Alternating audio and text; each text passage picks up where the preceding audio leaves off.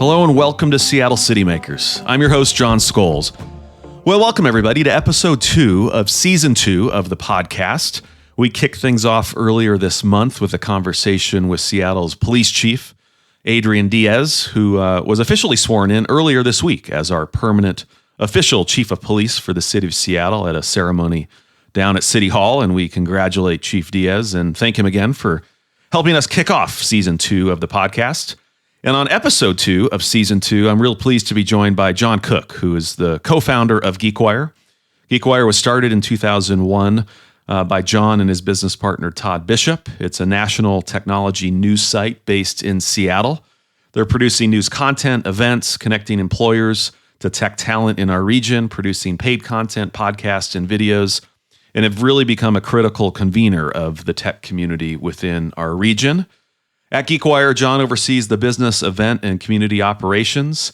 He has a long and distinguished career as a journalist in our region, covering the tech industry for the Seattle PI, the Puget Sound Business Journal, and the East Side Journal.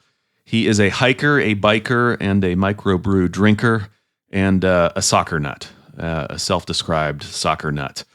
John and I discuss how he steered GeekWire through the choppy economic waters of the last few years during the pandemic, what's changed for the business as it's emerged from the pandemic, his outlook on the tech industry in Seattle as it faces some headwinds in hiring and growth, and his overall outlook on our city, the future of work in urban areas, and of course, John's perfect Saturday in Seattle. I hope you enjoy my conversation with John Cook, co-founder of GeekWire.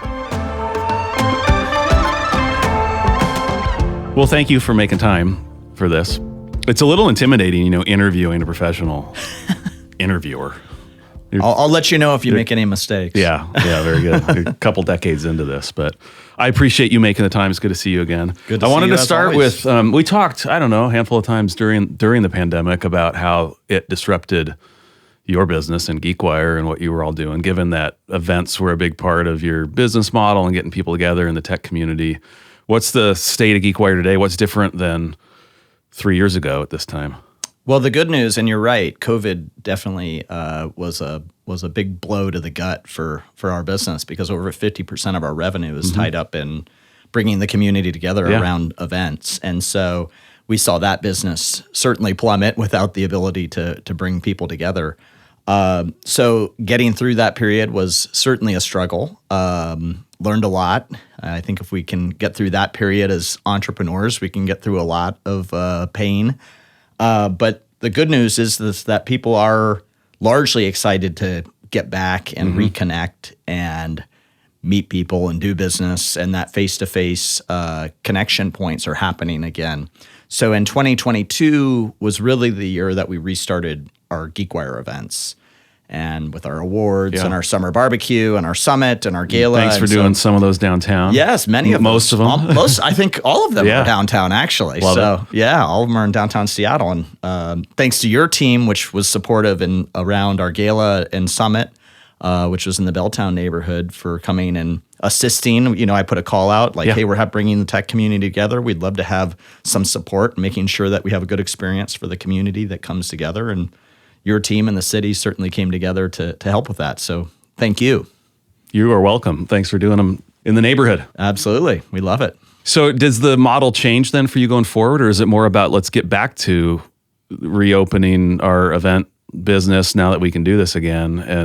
And are you finding that, people want to get together in person and you're meeting sort of a market demand there? I think so. I think there are really kind of two buckets of people as I see it.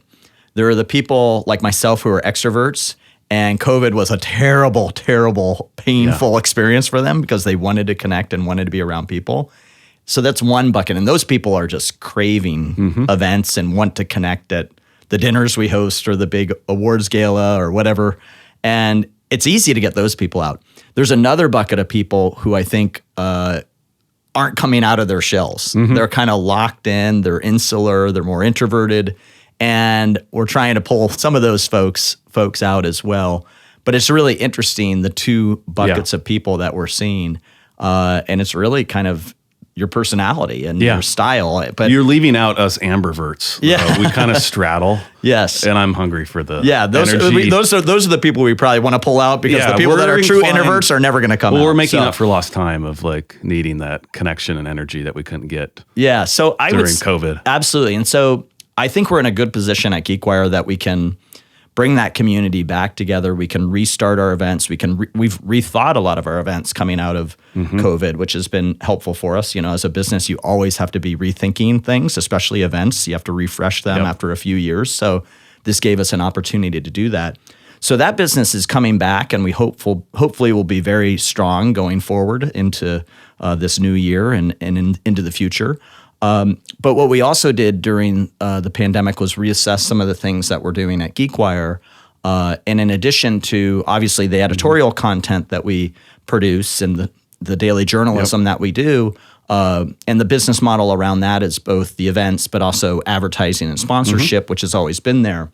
But we actually launched 2 new initiatives, more entrepreneurial initiatives, to leverage GeekWire's position in the community really as a connecting point. We've done that largely through our events and our journalism in the past. But last fall, so fall of 2022, we launched a new unit called GeekWork, which is essentially a recruiting business to try to connect tech talent to employers in the region. And so we see a unique opportunity that GeekWire can play to make those connections. We do it really informally through our news reporting daily and through our events, and this is a more formal way of making those connections. And then another part of our business that we really kind of had to restart here post-COVID was what we call our GeekWire Studios business, which is a content studio. So we'll create customized content for brands and clients. So it's not any of the editorial content that you'll see because this is sponsored content, but we'll get employed by Smartsheet or Microsoft or Amazon to come and report on a conference or do a podcast from one of their on-location events. So, And you'll tell those stories through your channels and they'll repurpose through theirs, I assume. yeah, absolutely. Yeah. And we'll do the customized content just for them. And so that business is starting to come back. It was right before COVID. We were really investing heavily on that, and the brakes stopped on that as well. So we see an opportunity to really grow that part of our business going into 2023 and beyond. So GeekWire was originally started, it was a passion that we saw an opportunity that stories weren't being told about the Pacific Northwest tech community. And Todd Bishop and myself, the 2 longtime journalists who were behind it, come from that journalistic DNA to tell those stories and to tell what's going on in the community and to be a connection point. But beyond that, we've always started GeekWire with the mindset of creating a business. And I think a lot of people that have ventured into digital media or news media haven't really thought about it with that lens. But we want to make Beyond sure reporting. Beyond the reporting aspect, or they raise a lot of venture capital money and hire 30 or 50 journalists to go do something, and then the business model component of it is secondary or in the background, and that's obviously not a great recipe for success. So where did you develop the business skills then that have made you and GeekWire successful coming out of reporting in this region around the tech community for many years? I was a history major in college. Yeah. I went right into journalism pretty quickly after college. So did not come at this from a business standpoint. I would say 2 things. One is really kind of got my MBA based on the types of people I was covering over 20 plus years. So I've, interviewed hundreds of venture capitalists and probably tens of thousands of entrepreneurs at this point, asking them the questions about how they've built their business. How did they grow their revenue? Why did their revenue shrink? You absorbed. You absorbed. Yeah. And, I've had to learn how to, read financial documents. And, these are all things that I think have over time accumulated to, maybe those 20, 25 years of reporting has accumulated to what amounts to an MBA. And so have a decent knowledge and a basic navigation of that and really just enjoy covering business. I think it's a really interesting component of society, and it's where we've made our mark. And so I just have a real passion for covering the entrepreneurial process and the good, bad, and ugly of that. And so that curiosity, I think, has served us well. And Todd Bishop, my co-founder, also has come from that background as well. He had a little bit more of the business training growing up, and so I think that was a part of his DNA. And then I would say the second part about it for me personally was my background is with my family. Mm-hmm. My mom was a journalist when I was growing up. She was a correspondent for the Akron Beacon Journal. But really, she worked out of the home and was kind of a bureau unto herself because she covered one of the far outlying counties. Working remote before. Working remote. Oh, yeah, absolutely. Working remote was a thing, huh? Yeah. And we would, and she actually employed me. That was my first job in journalism. My At first the bureau, the home bureau. Was the home bureau. And she had extra work for me to do. And so one of her tasks each day was to call up the funeral homes and ask who died. So this became my job. I would call the funeral homes. How old were you when you were doing I that? started like in 9th grade. Yeah. Grim. Yeah. And I would call. She had no second thoughts about this effect on your upbringing. Todd likes to joke with me. It became good training for when we were covering all the .com busts of all the companies that were closing in the wake, in 2000 and 2001. Different kind of funerals. Yes, different kind of funerals. But funeral home directors have a really interesting sense of humor, I found. But yeah, so I did that all through high school, and then in part-time in college, I would call the funeral homes up every day and ask who died and put the listing together. Would help my mom on election coverage. So I really got that journalism training, but she was very entrepreneurial in how she approached her gig. And then my dad was an entrepreneur as well, had a family car dealership and business, and also started a financial planning company later in life, which was interesting.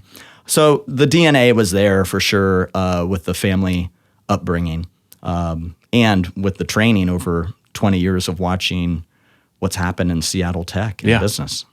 And one of your regrets, I know, was not doing it sooner, not leaving the PI sooner and starting GeekWire sooner. What held you back at that time of continuing to report on the industry and under the banner of the PI? Yeah, I really liked working at the PI a lot. It was such a great community of folks, and Todd and I both held out a lot of hope that we could actually build what we eventually did at GeekWire in partnership with Hearst and the PI. But we were just too darn entrepreneurial. I mean, they hadn't seen anybody kind of come at, like, we had a full business plan. We're like, we want to spin this out with ownership, and it just wasn't going to work. And, I think we spent, I would say, 18 months to 2 years in that process, and then had a little baby step in between with a venture we started with another media company in town. And, that's a little bit of lost time, but 2 or 3 years there, it's not too bad. We got to where we needed to get to eventually, but I think that would be my big regret. And I'd give that advice to other folks who are starting things. It's a lot easier to start a company when you're in your, let's say, mid to late 20s or early 30s. By the time Todd and I were starting GeekWire, I had a 1-year-old and Todd had a baby at home. Right. And so my son, who's 13, has grown up all alongside GeekWire. And in the early part of it, it was tough. It was hard because we were going 140 miles an hour. Not to say that we've slowed down to the point where we're not investing and doing things with that sort of intensity, but it's different. When you're 10 plus years in, you can pace things differently, and you have a little more breathing room. So I would say it's beneficial to the family now, but in the early days, it was painful. Yeah. It was really painful. So if you can go sooner, go earlier. Yeah, if you can start your company before you have the. I often joke I had 2 startups going. I had the kid at home, and I had the business, and they've grown up alongside one another. And both seem to be doing great. They're both still alive. A venture capitalist told me a long time ago, and I've used this advice throughout the history of GeekWire. You can be successful by just hanging around a long time, which isn't super inspirational, right? And you think about it, that doesn't really get people excited and motivated. But it's true. If you can just hang around and absorb while you're hanging around. But hanging around is, most venture capitalists will tell you, they'll say, what's the first thing you do as a business? Don't run out of cash. Yeah. That's hanging around. Yeah. So, and And I would think a lot of our success at GeekWire has tied into the fact that even before we started GeekWire, we had invested 15 plus years of reporting into this community and building those bonds of trust with folks. And not that we're sugarcoating things, because we often have to tell the negative side of the story, but you can garner a lot of trust by doing that in a proper way. And going back to my mom, I saw that play out with her because she was a reporter in a small town community of about 25,000 people, knew everybody, knew everything going on, and had to be the person that occasionally had to report on the dentist who was embezzling from his practice, or just crazy stuff. And so I think I learned indirectly from her how to make that balance happen. And you talk about community, and you've really built and helped kind of convene and connect this tech community here that's existed for a long time, but maybe wasn't connected in the same ways it is today because of GeekWire. Is that the opportunity you saw in leaving the PI, going from just reporting on what's happening across various sectors of tech and companies, but really trying to connect people, convene people, make them feel part of this thing that, and this ecosystem here that is pretty special to the Northwest and Seattle? That was a big part of it. There was a thing that motivated me. I mean, I'm going way back in the history books here of Silicon Valley, but back in the day, there's Sand Hill Road in Silicon Valley, which is the famous road that all the venture capitalists on. Back in the day, they used to host this Soapbox Derby challenge down the hill, and all the companies and VC firms got really into this and built these Soapbox Derby cars, and they sent them down the hill. And I remember thinking about that when we were in the entrepreneurial phases of GeekWire, thinking like that's what I want to do. I want to be the facilitator of the and you equivalent. Weren't seeing that here? Is no, that fair? There was no real connection point. Yeah. And Microsoft was its own ecosystem unto itself. Amazon was on the rise and eventually became its own ecosystem unto itself. The startup community was bubbling along, strong and vibrant, with some great companies coming out of it, but nothing that was really connecting the dots. And we did see the opportunity based on the fact that we thought there were these amazing companies here that were growing up in our backyard that really weren't getting paid attention to the level that we thought was necessary. And so there was both the journalistic opportunity and the community opportunity. And I think those two things came together. There are obviously great journalistic stories to be told around all these interesting companies in our backyard, but the community piece also was always part of it. And so from the very beginning, we hosted awards. So we did our big ping pong tournament, which was the equivalent of the Sand Hill Road Soapbox Derby Challenge. And just to have some fun and make those connections. I think a media organization like ours can have an important role to play in making those connections happen, while also having the trust of the community to say when something's not happening. I mean, we're going through it right now. We're reporting on a lot of shutdowns and layoffs of businesses. I mean, that's not fun for anybody to have to deal with, but we feel it's an important role we need to play in telling the full story of what's happening. And something you haven't really had to cover in recent years with all this incredible growth and hiring and investment. It's not a storyline we're used to over this last decade. No, but it is. Is it over? Do you think it's overstated, the sort of the bumps in the road, the headwinds the tech industry here and elsewhere are facing? Yes, I do think it's overstated, in part because if you look at it historically in terms of how many jobs are being trimmed, I mean, there are a couple things that happened. We were in an unprecedented set of growth in the last 10 years. During the pandemic, but really in the last 10 years. Yeah. Even back to just the last recession, 2008, 2009, coming out of that, I mean, tech just took off and was just going gangbusters. And then the pandemic hit, and there was a momentary blip of about 2 months, and then all these tech companies said, wait a minute, everything is shifting to digital, this is great for us. And they just went on even a bigger hiring increase and more investment dollars. And the industry just got out in front of its skis too much. Now, I don't think it's going to be like the dot-com bust of 2000, 2001, where there were companies just, anyone could start a company and there weren't real business models behind them.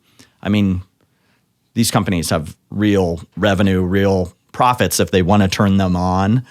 They've just been in major investment mode, and they overinvested, and certainly in the last 2 or 3 years, and now we're seeing a bit of a retrenchment. I don't think it's going to be like nuclear winter for tech. There's going to be some pain. There's a lot of layoffs going on. We're seeing some shutdowns, and we'll see more of that throughout this year.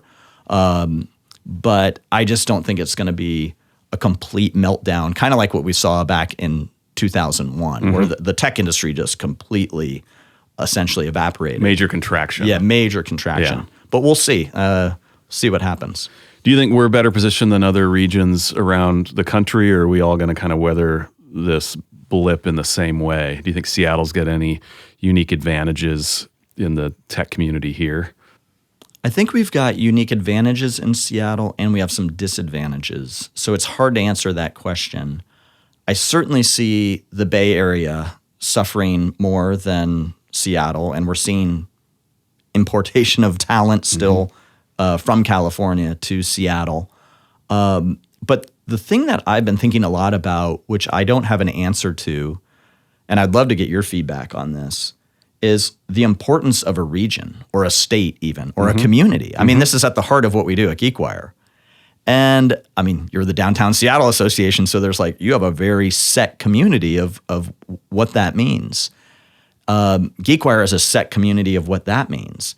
But in this world of remote work, and you have a company like Zillow, which is headquartered, I'm doing the quote marks, you can't see that on the podcast, headquartered in downtown Seattle, but their CEO, Rich Barton, has made it very clear, we're a cloud HQ, we're all over the place. He just had an op-ed in USA Today here recently about they can attract talent from all over the place. This is a real risk for Seattle and the growth that we've seen over the last 10 years.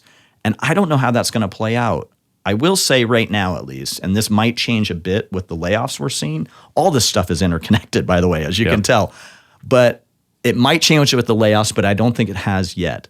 A high-quality engineer still is calling the shots in these companies, in these tech companies. And if they want to be in Boise or Bend, they're going to be in Boise or Bend. And so those migration patterns are still happening, plus the move by some companies like a Zillow that has decided they're going to put people all over the place. But that's to me, it's a detriment to a place, to a region, to a community, to a downtown. I mean, Zillow is a big part of downtown. It's a big employer down there. So how are you thinking about community and... Yeah, no, I would agree. I mean, employers, the private sector, sort of the civic class has always sort of had to care about their community, be invested, be involved, because it was key to the quality of life of their workforce and being able to attract people. So this idea of dislocating yourself from place, community, city, downtown, I think has big consequences. And I agree with you. I think there's a lot still to play out. There's a lot of these decisions and that are interconnected. But I think there's big implications for, companies that maybe think place doesn't matter as much, because the private sector has been really key to the quality of life of places and communities that we all live in and enjoy. So. Yeah, but I think Rich Barton's piece is interesting, and I don't know that he's suggesting that specific place or the office or connecting in person doesn't matter, but certainly it's going to look a lot different going forward. Yeah, and I think he's saying it matters. It just doesn't matter as much as it used to, and so you're not going to see 4,000 Zillow employees downtown probably ever again. And so, what does that mean for downtown Seattle? Well, are there other? I mean, and that's the other thing that's really hard to talk about this in a very specific term, because there are other companies that are taking the exact opposite approach and are saying, no, we want our we want our staff back in the office. Disney just this week said they are requiring people to be in the office 4 days a week. Yeah, maybe there is no please. It's just you're back. You're back, but that tends to backfire. We've seen that backfire with some companies too, and then they have to retreat from that. It's really fascinating time when you think about it, because everyone's trying to figure this out. I think what works for one company might not work for another company. Yeah. That said, I do worry about what it means for my adopted hometown of Seattle. I love this place, and I don't want to see it. I want to see our corporate partners investing more and our private employers investing more in and participating in the city and have that sense of community in place. But I feel like the pandemic broke that a bit. And I guess it's your job to try to figure out how we make those bridges come together. It's tough. Yeah, and I mean, we saw all these tech companies, not just here, but across the country and world, locate themselves, right, in these highly amenitized urban areas, downtown centers, because it's where the talent wanted to be for all the reasons we all are familiar with, of arts and culture and great food and music and all the fun stuff to do. And I don't think those preferences have necessarily changed. I mean, we see the residential population of downtown Seattle at a record level, and we see lots of people returning to cities now that they're back open and exciting. So I think the workforce still wants those urban, interesting places. Young people want to be, around those types of experiences they might not want to be in an office all day, but I think they still want a great urban core. So how do companies and the civic sector still work, even if they might not be in the office 5 days a week? But I think they still have to be invested in helping materialize that, because it's still really key to attracting talent, and young, highly educated people want to still be in those places generally. They might not want to be in the office 5 days a week, but they want access to those amenities. Yeah, and I think that's the challenge, is that you don't have the critical mass of people downtown right now. And so that just it feeds on itself. You don't have the critical mass of people. People might feel unsafe. There's no reason to go there because there aren't as many people in the office. And so, getting that, I mean, I felt like, and I've been in Seattle almost 30 years now. And when I moved to Seattle back in the mid-90s, I remember downtown wasn't that great. And I think people forget that. It wasn't a place you really went and hang out. It wasn't really that fun of a place to be. And there was a huge amount of investment over the last 30 years to make it a great place. And it was really building into a dynamic city with urban and people on the streets and an urban environment. And then the pandemic just kind of closed the door on that, and we've had such a hard time restarting it. And I would love, I don't know, what do you suggest to all of us as citizens or business leaders, if you're CEO of a company, like to help get the crank going again on that? Yeah, we're clearly still in a challenging spot, but thankfully moving in the right direction. But we're not going to get back, I think, as fast as we all hoped, with this pandemic having gone on as long as it did, and the restrictions and capacity limitations in place as long as they were. But we're seeing all the lines move in the right direction. But it is, I think, still a contrast for those of us that have been here for some time, and we're in downtown in 2017, 18, 19, and, the early part of 20. And we were kind of rocking and rolling, and all things were moving up in a very sharp way in the right direction. And so that contrast between where we were and where we are is still, noticeable. But you were downtown having lunch, I understand, earlier in the week? Or yes, I had one of my last first week. So my suggestion is people need to keep doing those things. I mean, that's I agree. Having these conversations sometimes over Zoom with people that are telling me downtown is challenging. They haven't been downtown in a year, and they're in their home office. And my message to them is, well, come on downtown. Yeah, those are those introverts that are hard to budge out of their bubble. It's hard to get those. We need people them. moving. We need them downtown. And I agree. think once they come back, they generally have a good experience, have a good time, and it sort of clicks in again of like, oh yeah, I like being around other people. Oh, this restaurant that I haven't been in a while. Yeah. I've tried to make a point of doing that myself, and then just like speak through your own actions. Yeah. Well, you all are doing your events downtown. Yeah, so, doing events we'll downtown or meeting for lunch and just trying to, and you get to see it for yourself at that. And I would say it's better downtown than it was 12 months ago. So, you can't make that assessment if you never go down. If you went down there in 2017 and you haven't been back there until 2023, it's hard for you to, but if you consistently go down once a month, you can get a better picture. And I have seen change happen in the last 12 months. And so that makes me feel a little hopeful, but I am still really worried about the larger trends, especially of some of our larger tech companies on the workforce. And I don't see them coming back at the numbers they had there and the two things are going on. You have the remote work, and they're not coming back, or they're being more flexible on where people can be. And then number two, these companies are retrenching right now. They're not, they're not in the adding growth period. 50,000 employees in Yeah. 2 years. And so you have two things going on there, which are is going to make it more challenging for downtown. So I heard from three tech executives recently of pretty sizable local tech companies who all have their doors open their offices are open, right? And they're not requiring any, certain days or hours. And I'm sure they're serving free food here and there every day, whatever, right? And what was interesting to me is each of them said the people that are showing up are the younger folks, 20 to 30-year-olds, and the folks that aren't there, folks later in their career. Is that what you're hearing from others? Absolutely. Just had a conversation with an attorney in town who does a lot of work in the tech industry.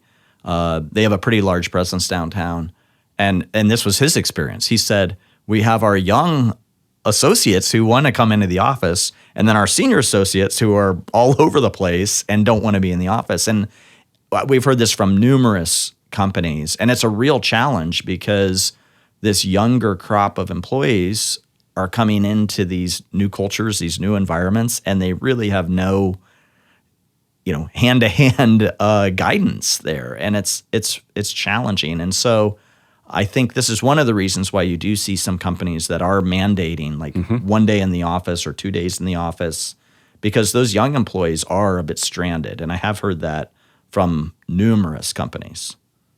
Yeah, it's why I think there's still a lot to shake out on this, and we sort of judge it within the confines of the current workforce, which is constantly changing, new people coming in, people taking their first job, right, that haven't had a job during the pandemic, coming out of college. And I don't know, I think those folks still maybe generally want to be in an interesting city, make connections, have mentors, understand the strategy of the organization they're working for. And I have a hard time separating my bias out of all of that. But I just think back to my own experience living in a tiny mother-in-law unit up in Lake City.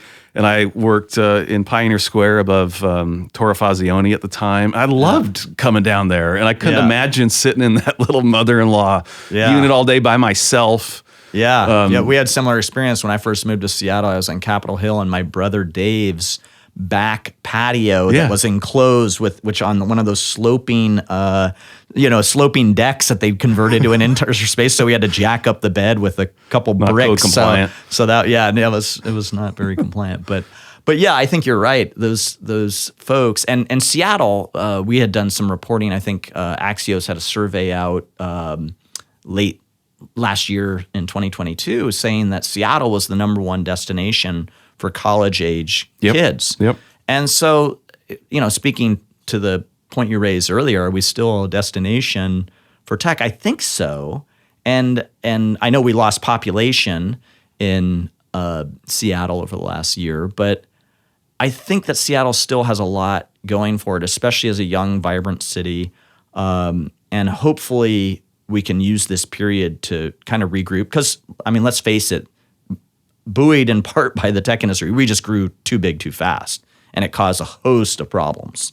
And I know, being somebody who grew up in the Rust Belt outside of Cleveland, you see the boom and bust cycle, and you can never imagine like the problem that Seattle had. Oh, we had too many people moving here, too many high-paying jobs, too much traffic, clean jobs, traffic. It was like the greatest problem you'd ever have if you come from it from the perspective people in of Cleveland and Buffalo, where I was born, would just die for. Yeah, exactly. So you know what it's like. But do you think the tech industry gets blamed too much for some of those problems, and have they done enough, even if they're not fully at fault, to address and lead and I think I'd answer yes to both those questions. Yeah. That they've done enough? I would answer yes to the question that they get blamed a lot. I think they rightly so get blamed is what I'm trying to say. And they haven't done enough. So, and it's hard to typecast the tech industry. This is one thing that I struggle with, is that the tech industry is a lot bigger than just Amazon or Microsoft. And Amazon is very different from Microsoft in how those two companies engage in the community. So just these two very, very large companies in our backyard are very, and then you layer on top of that the way that Tableau interacts, or Zillow, or a lot of these engineering centers that have come into the community. They're all very, very different in how they interact. So I guess I'll preface it by saying it's hard to typecast. That said, I do think that the tech industry generally hasn't done enough to participate in the community and to have a bigger impact. I've seen some changes there to a degree, but not to the level that I would like. I think it's in the interests of the tech industry to make sure that this is a vibrant community. Downtown Seattle is a vibrant downtown buzzing city. And I would like to see more community engagement to make that happen. And it doesn't happen in part because, I mean, it's hard to fathom just how big Microsoft and Amazon really are. I mean, it's kind of hard to put it in perspective. And given that, it's hard for them to put themselves into perspective into a geographic community where they're headquartered.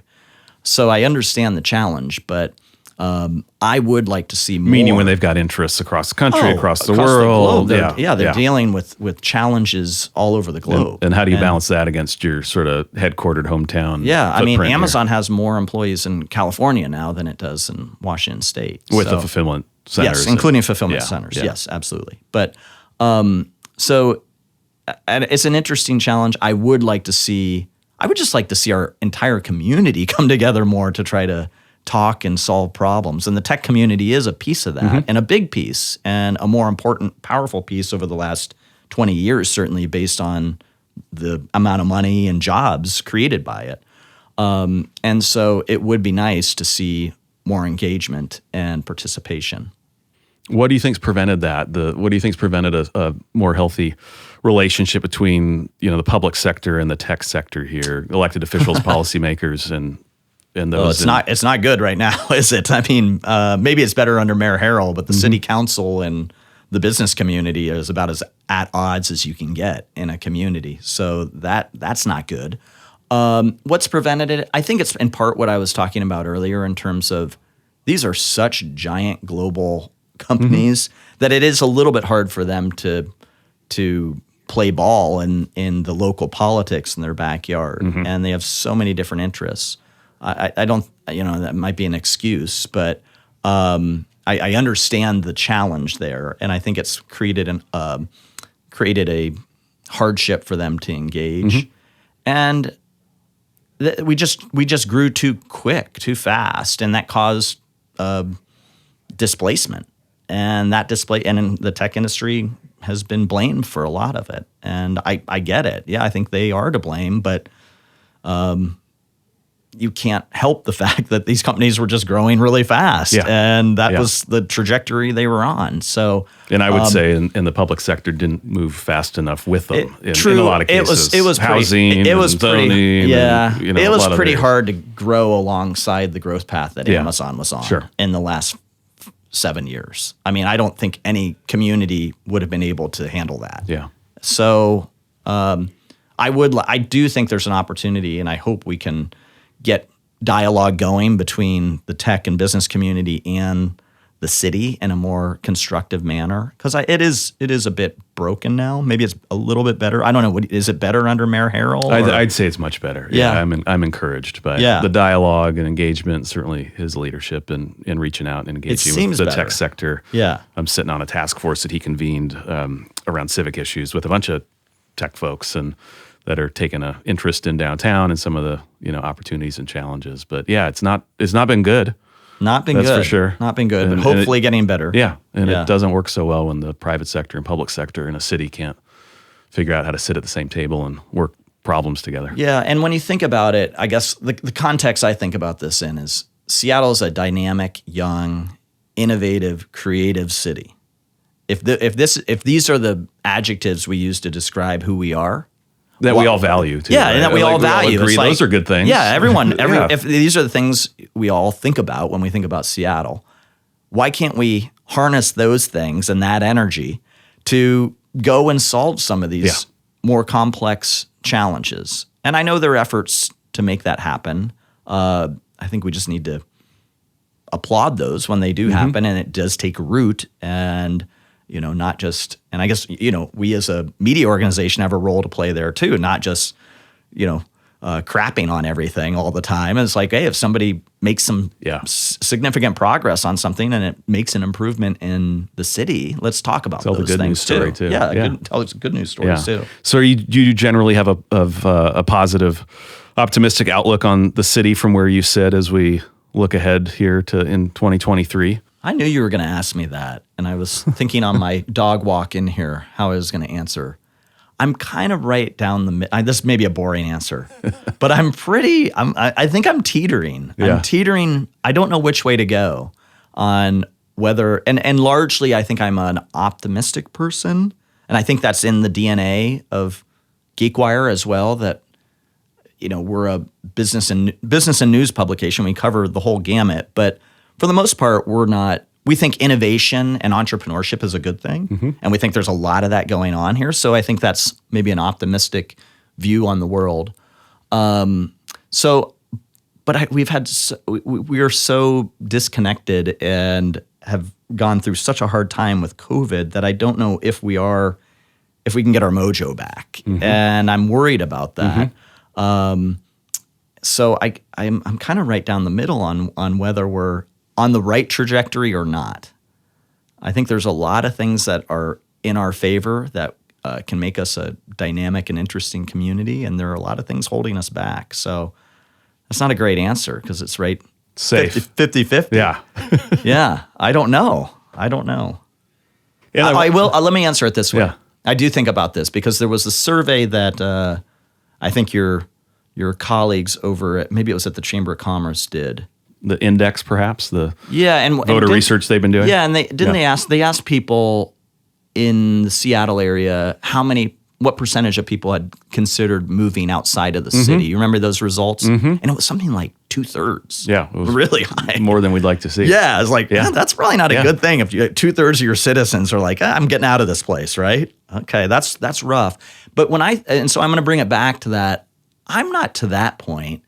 Because I want to invest in this place. It's my home. It's where I've built my business. My family's here. I'm not going to abandon it. And I still, when I think about this place, and then I think about other places in the country, I want to be here. There's really no better place, right? You throw climate change into the mix, and then you really want to be in Seattle. Indeed. And so I don't want to go anywhere. I'm like, okay, I got roots in the Midwest. Could go back there. No, I don't want to go back to the Midwest. That sounds terrible to me right now. Both for politics and weather and lack of, geographic diversity and everything. So, and I love it. I do love it there too. But I want to be here. And when I compare Seattle to other places I potentially could be, because we can be pretty remote, this is a good spot. Do you think we took our mojo for granted pre-2020? I think we were growing so fast we didn't even know what was going on. Yeah. I think it was just a whipsaw. Yeah. And we were like, it was just, I mean, I don't even think we were thinking about it. It was just natural. I mean, we were covering these companies that were raising $100 million financing rounds and we didn't even blink an eye. I mean, that's a lot of money to build a business around. And it was happening every week. And so I think the entire tech industry got out in front of its skis too far. And this retrenchment is a good thing because now businesses can be built in a more sustainable, sane manner. So I think capitalism needs a recession now and then. It needed to be reset. We might not be in one, but it needed to be reset. Yeah, it was crazy. It was crazy how much money was flowing around. So, but I don't think that we were even thinking about our mojo in 2016 to 2020. It was just going gangbusters. But now we do need to think about it. And we need to really come together as a community and because tech talent can go anywhere. Talent can go anywhere. Businesses are more global and fluid in where they're located. And we're going to have to compete harder to make the case is why you can't just say we've got Mount Rainier and Puget Sound and it's beautiful. You got to lay the groundwork and the infrastructure. Yeah, I would agree. People have more choices than ever before, and they have more information at their fingertips about all those choices. And there's more flexibility amongst employers to allow it. Yeah. So I wanted to circle back to you steering, GeekWire through the last couple of years. What was a key, leadership quality or trait you had to lean in on or develop in helping your team and this company get through that?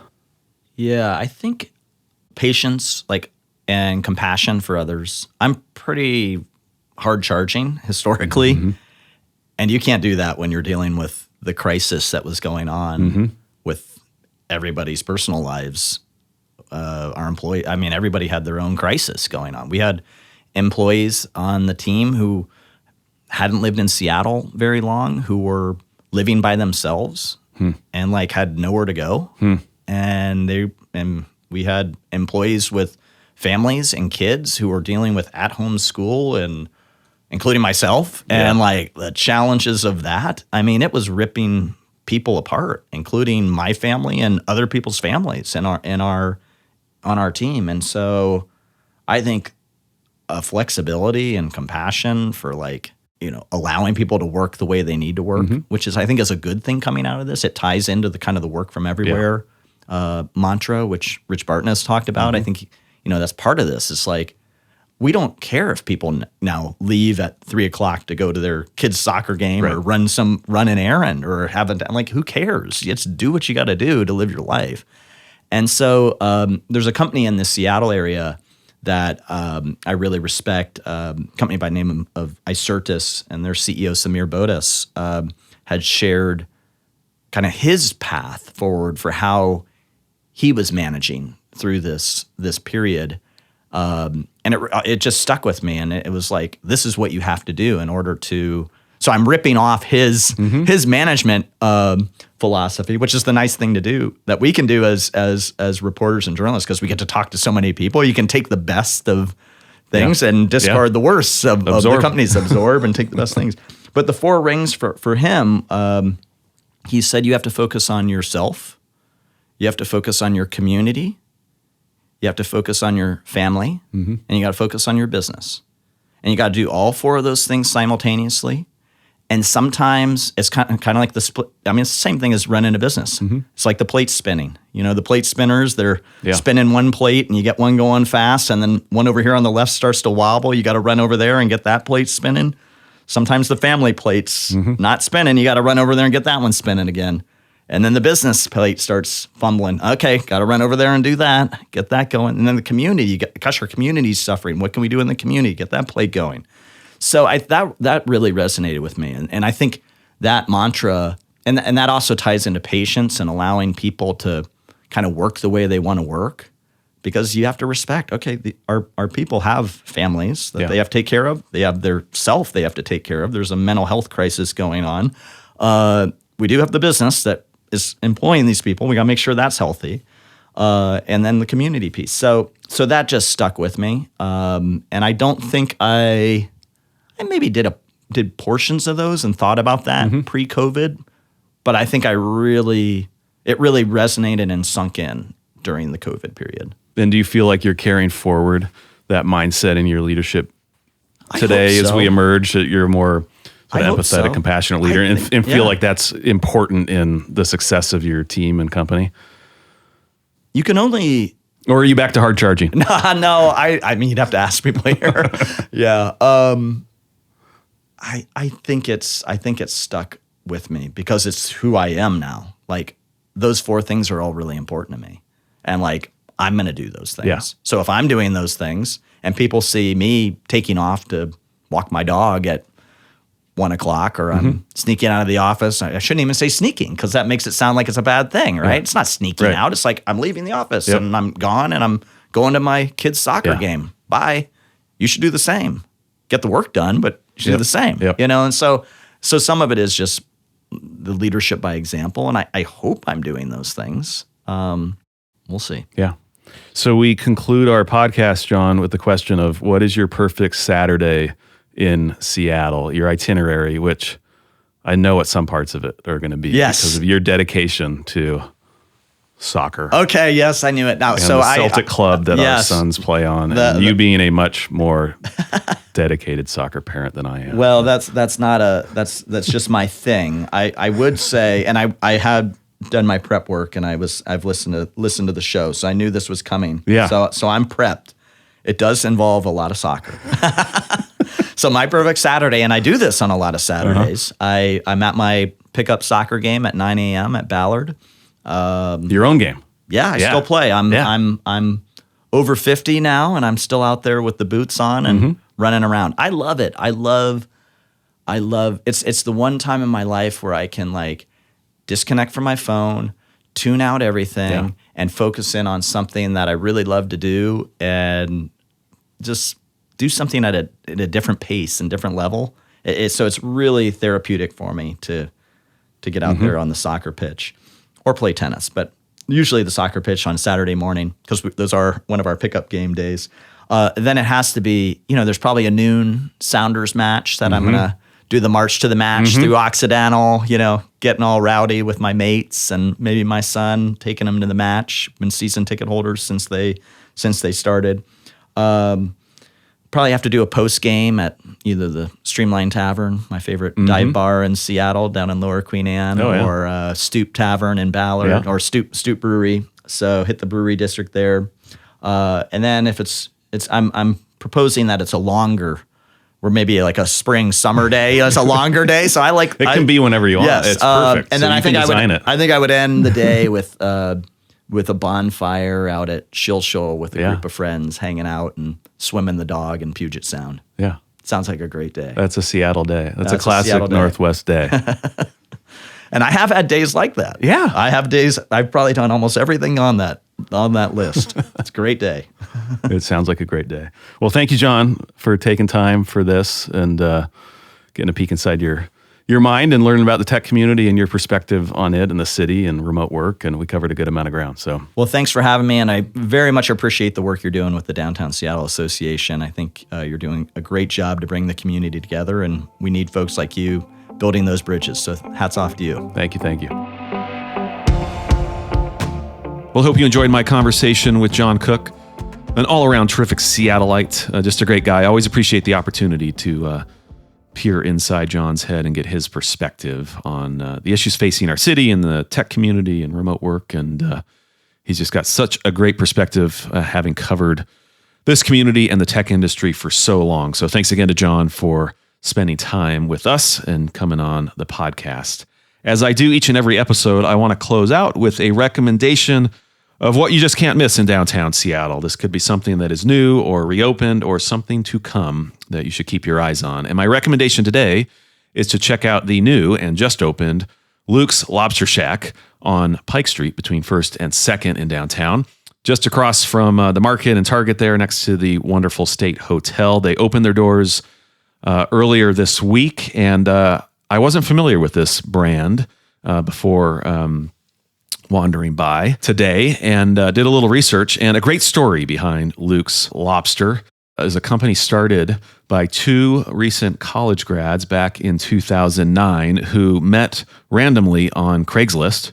I think somebody was buying something, somebody was selling something, I don't quite know, but they met on Craigslist, and then soon after that decided to open a lobster shack together. They opened a 200 square foot hole-in-the-wall lobster shack in the East Village of New York City in the fall of 2009. And from there, they have grown this enterprise into a 10-state, 3-country lobster empire. And Seattle is their first location in Washington State. Second, I think, on the West Coast. They've got a spot down in San Francisco. They are serving lobster rolls, crab rolls, bisque, chowder. It looked wonderful. I have not tried it yet. I'm trying to continue to abide by this Whole30 program through the end of the month, which is not compatible with all the wonderful ingredients and things that are in these lobster and crab rolls and the bisque. But I did wander by today. I peered through the window. It all looked good. And I will be back there in February when I'm through this little program to enjoy one for myself. So go check it out. They're open again, 11 a.m. to 9 p.m. over there on Pike Street. Thanks to Luke and Ben for their investment in downtown Seattle and opening their doors on this wonderful new establishment. Well, thank you for joining us on this episode of Seattle City Makers, presented by the Downtown Seattle Association. with support from James Cito and production by Spark Creative.